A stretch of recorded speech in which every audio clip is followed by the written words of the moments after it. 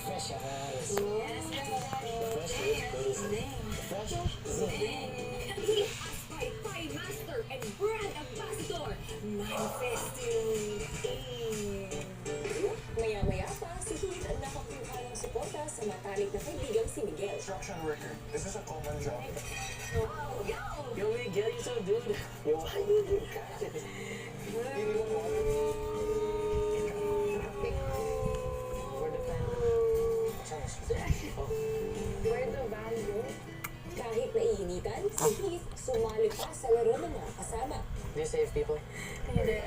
Alam ko po kuya nakakangawit yun kasi dati po sa bahay po namin, nung baby pa po ako, nagpapalitan po yung mom ko tsaka yung kuya ko sa pagpamaypay kasi nga po nakakangawit.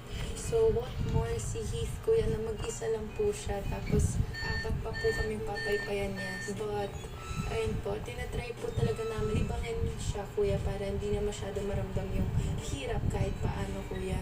Habang nagsasakripisyo si Heath at naiinitan ng karamihan sa labas, sa loob naman si Carmel.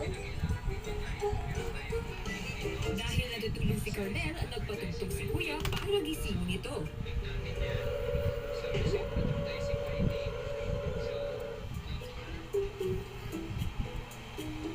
Maya-maya pa, si Carmel lumipat ng pwesto.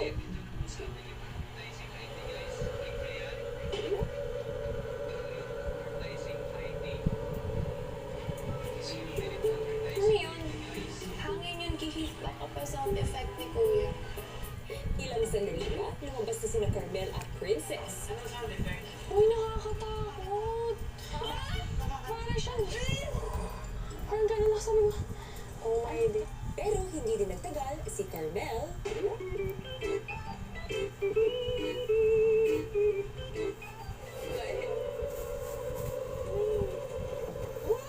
Huwag kang ingin! Guys, don't open your eyes! hanggang sa ipinatawag na siya ni Kuya. Pero namumugto yung mata mo. Na-meditate lang kasi ako kuya, napapaganan ako. Tapos nagpe-pray din ako kuya sa garden area po. Kasi sinasamahan ko din yung apat kuya para kasi kaya mainit din kuya. So dapat kami din kaya naiinitan din po kami. Akala ko nasobrahan sa pikit. Hindi kuya, naririnig ko kuya. May naririnig na po ko kuya yung sound effect. Bakit? Dahil siguro sa haba ng pikit na nanaginip ka na. Inisip ko na natutulog ako. Hindi ako kuya natutulog. I-reflect ako po. Tapos nagme-meditate din ako kuya. Habang pupunta sa restroom ang mga nasa Bye, guys. si Carmel, kausap pa rin si Kuya sa The time is confession. already gone 3, 2,